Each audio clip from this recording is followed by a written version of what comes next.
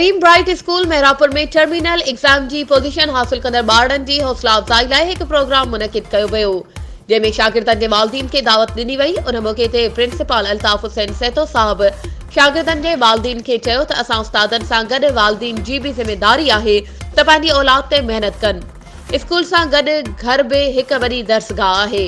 उन मौक़े ते पोजीशन खणंदड़ शागिर्दनि में इनाम तक़सीम कया विया। वाइस प्रिंसिपल अला नवाज़ सेतो साहब चयो त अॼु जे प्रोग्राम जो मक़सदु होशियार शागिर्दनि जी हौसला अफ़ज़ाई करणु आहे ऐं वधीक महिनत करण जी हिदायत ऐं कमज़ोर शागिर्दनि खे वध में वधि महिनत करणु घुर्जे त जीअं पंहिंजे वालिदीन जो स्कूल जो नालो रोशन थी सघे।